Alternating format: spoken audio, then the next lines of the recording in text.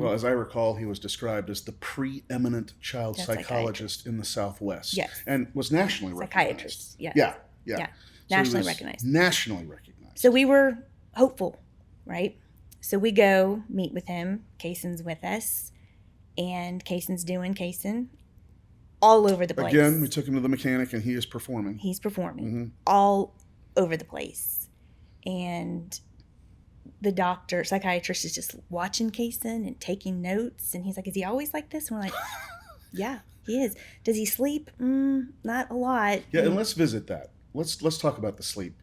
I mean, it's going to get worse. But at this time, we're starting to notice, 5-year-olds, they go to bed 7, 8 o'clock, And he was having a hard time staying asleep. Yes.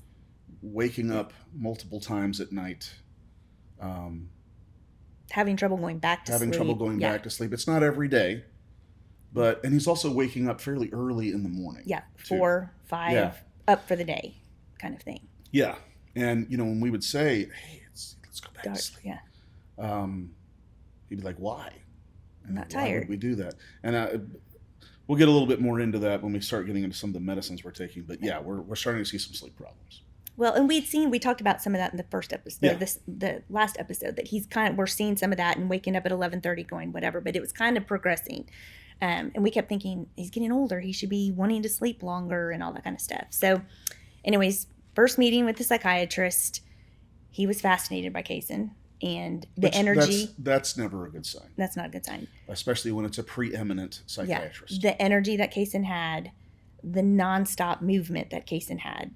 And I had brought the results of the neuropsych eval, and he's, read over it and stuff. And he looks at us and he was like, definite ADHD. He does not have bipolar. Yeah. Straight up. Didn't give us, there was no arguing. There was no discussion. No discussion. He does not have bipolar. We're like, okay, well, she saw, and he's like, nope, he's 5. And I think honestly that, I know for me, that kind of made me feel better.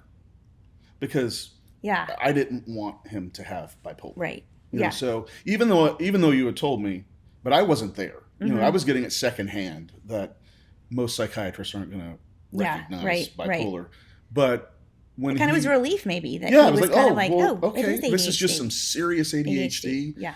And okay, we can work our way through this. Right. So first step was Cason needs labs. Yeah. Before he does any kind of meds, we need to take Cason to get labs. Get a baseline.